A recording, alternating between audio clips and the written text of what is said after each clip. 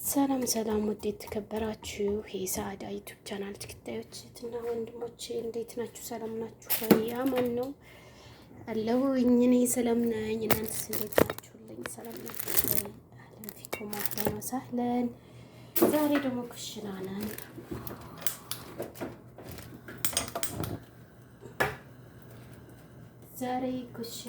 እስኪ ከሰራ እንዴት ናችሁ? ሰላም ናችሁ ወይ? ያው እንግዲህ አርፍዴንም ቢሆን እንትን የምንሰራው ሩዝ ምሳ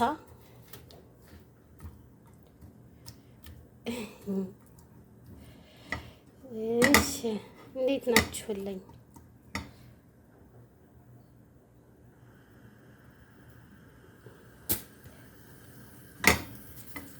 ያው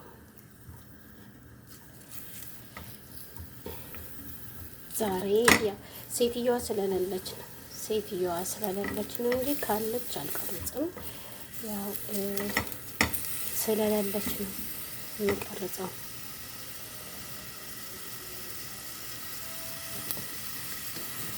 እዚህ ካለች መቅረጽ አልችልም ማለት ነው።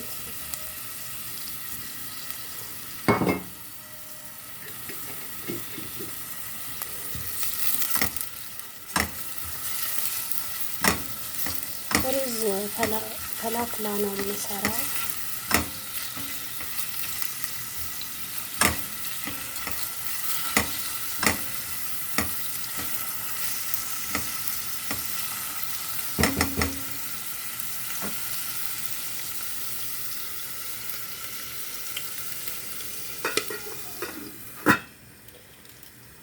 ትንሽ እንደዚህ ይሁንና ወደ ቡኒ ሲሆን ነው ዶሮውን የምጨምረው።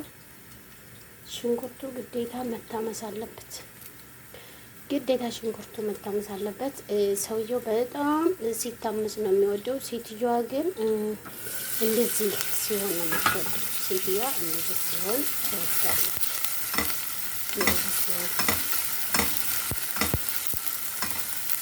ሽንኩርቱ እንደዚህ ሲሆን ካለ ሽንኩርት ምንም ነገር የሚሰራ ነገር የለም።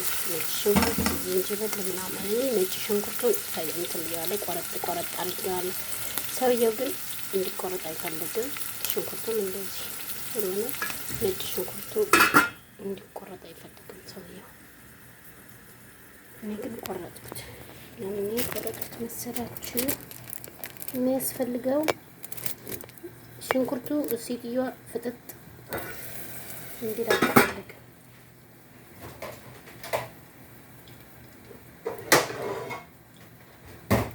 ያው ለይቻለሁ። ሩዝ ፈላፍላ እንደምሰራ ነው። ቂጣውን በተሽንኩራን ሳበላ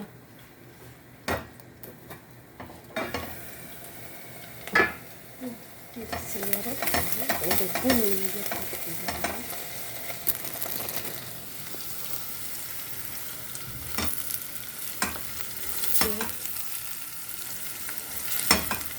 ወደ ቡኒ እየተቀየረ ነው ማለት ነው። እንደዚህ ሲሆን ሰውዬው ይወዳል ማለት ነው። ሽታ በጣም ነው የሚጣፍጠው። በጣም ይጣፍጣል።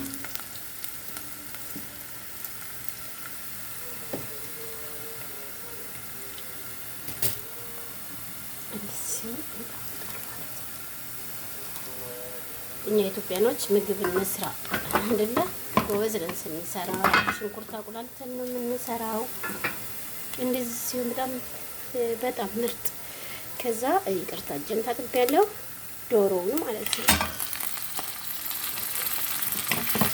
ዶሮውን በዚህ መልኩ ይገባል። ዶሮዎቹ በጣም ጽድት ብላ እየታጠበች ናት።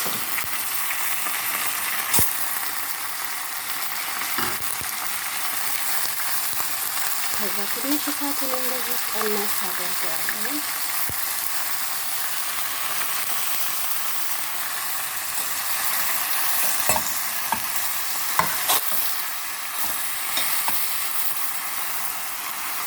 እንደዚህ ነው።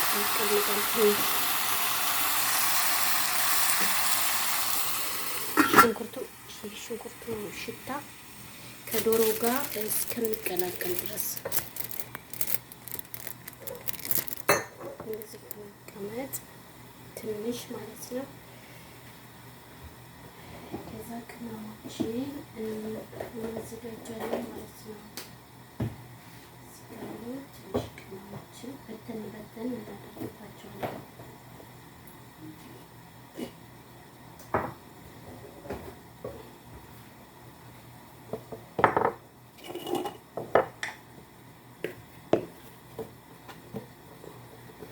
በቃ ሽንኩርቱ እንደዚህ ከበሰለ ያው ዶሮ ማለት ነው።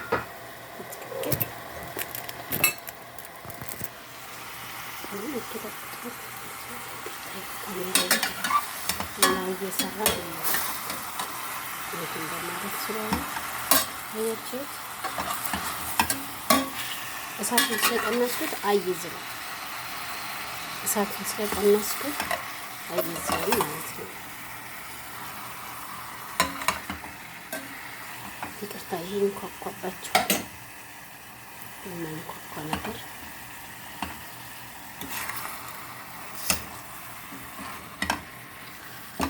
ቅመሞች ነው።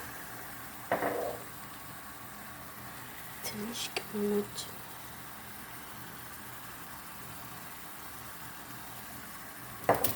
ከዚህ ከሙን ነው የጨመርኩት። እዚህ ደግሞ ፍልፍል አስወጥ በጣም ነው የሚወዱት፣ በጣም ይወዳሉ።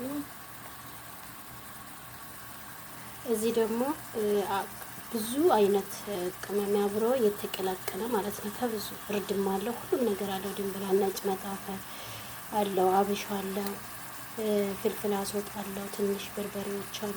እነሱ አሉ።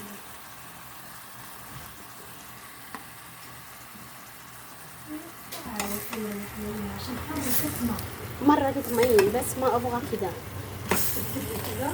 إيه عشان راسي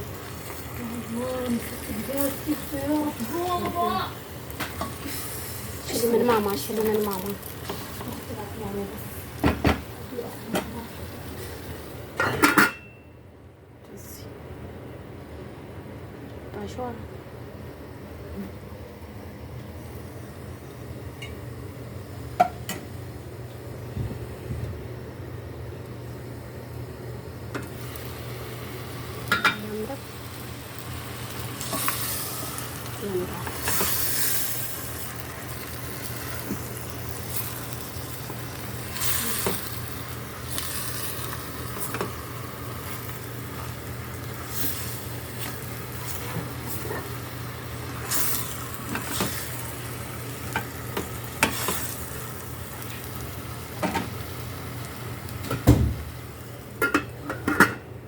ሴትዮቱን ስራት ልጅቷ ትረብሻለች።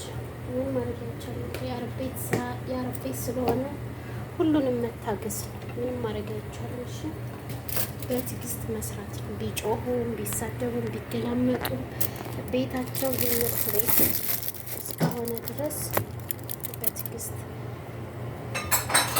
መስራት የሚያክል ነገር የለም። ፈጣሪ እስከሚገለግለን ድረስ ማለት ነው። ፈጣሪ እስከሚገለግለን ድረስ ፈጣሪ የሚገለግለን ደግሞ ሀገራችንን ሰላም አድርጎ ነው። ሀገራችን ሰላም ካልሆነ ደግሞ ምንም ማድረግ አይቻልም። እዚሁ እንደተገረድን እንኖራታለን ሁሉ ጊዜ ማለት ነው። እሺ እዚህ ካሮት አለ።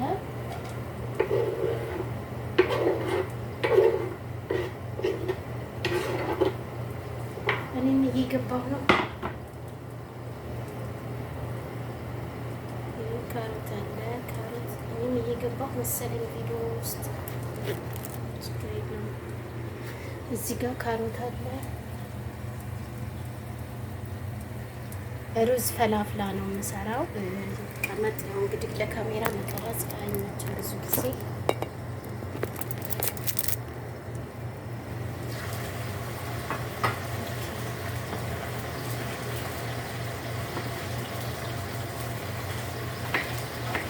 ፈላፍላ ነው የምሰራው።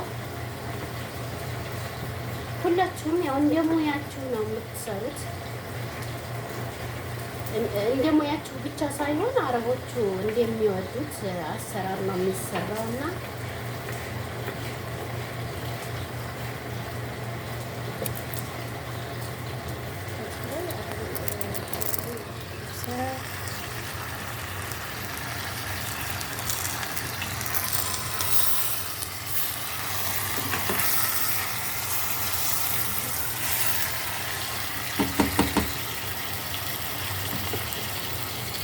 ገድሰው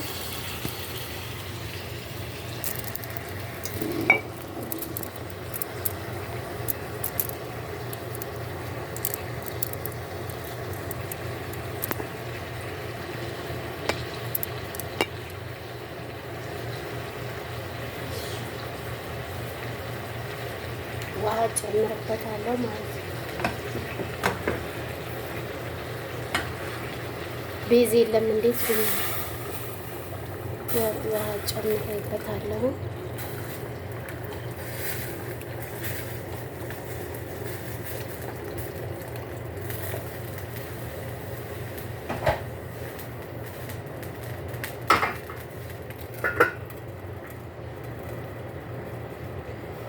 ከዛ ያው ወደ እንትኑ እንሄዳለን ማለት ነው። እኔ እየገባሁ ሳይሆን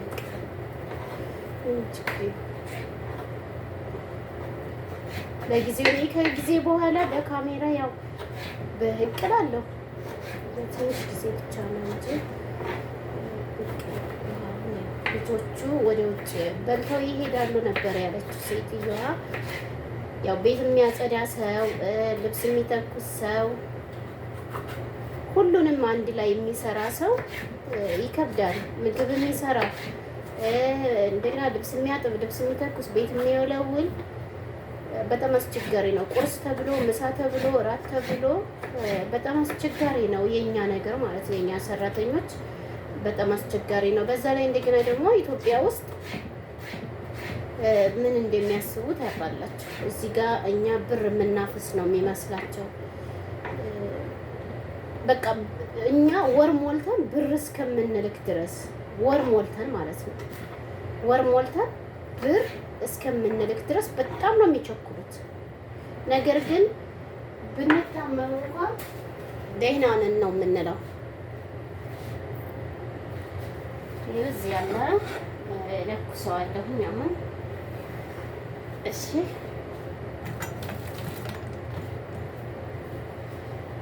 ለኩሰዋለሁ። ብንታመም ታመምን እንኳን እንላቸው ደህና ነን እያልን ነው ቤተሰቦቻችንን እንትን የምንላቸው ማለት ነው። አላማመንም ደህና ነን፣ ደህና ናችሁ ጤናችሁን ምናምን ሲሉ ያው ደህና ናችሁ ሲሉ ደህና ነን አልታመምንም ነው የምንለው። ነገር ግን እኛ 24 ሰዓት ሙሉ ተገትረን ነው በቃ 24 ሰዓት ሙሉ ተገትረን ነው። የማይገተሩም አሉ። ነገር ግን እኩል አትመልከቱት። አረብ ቤት የምንሰራ ልጆች እኩል አትመልከቱን። የሚሰራ 24 ሰዓት ግትሮ የሚሰራ አለ፣ 24 ሰዓት ደግሞ ሳይገተር የሚሰራ አለ። የምንሰራውና የማንሰራውን እየለያችሁ ምን ስራ በዝቶባችሁ ደግሞ ምን ስራ ኖሯችሁ ነው የሚሉና ዝም ብላችሁ ነው እንጂ ደግሞ የምን ስራ በዝቶባችሁ የሚሉ ሰዎች ስላሉ የአንዳንድ ልጆቻቸውን ስራ ስለሚያዩ ምን ስራ በዝቶባችሁ ነው እናንተ እንባላለን ማለት ነው።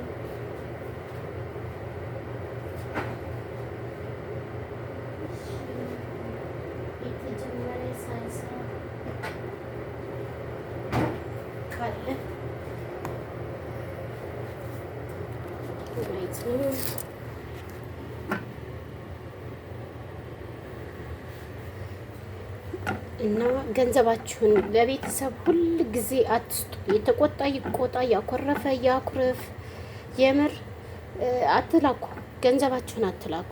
ነገ አንድ ነገር ብትሆኑ ብትታመሙ እንኳ ማለት ነው እዚህ ሀገር ላይ ልፍት ብላችሁ እየሰራችሁ አንገታችሁን ደፍታችሁ እየታመማችሁ ታመም ያለው ሳትሉ እየሰራችሁ፣ ነገር ግን ኢትዮጵያ ስትሄዱ አንድ ቦታ ላይ ብትወርቁ የሚያነሳችሁ ነገር የለም። ገንዘብ የእናንተን ቤትና ንብረታችሁን ለመውረስ እንደውም መሞታችሁ ወይም በጣም መታመማችሁ ከታወቀ የውርስ ነገር ነው የሚያሯሩጣቸው፣ የምትሞቱ እየመሰላቸው። ፈጣሪን እንግዲህ እሱ ነው የያዘውና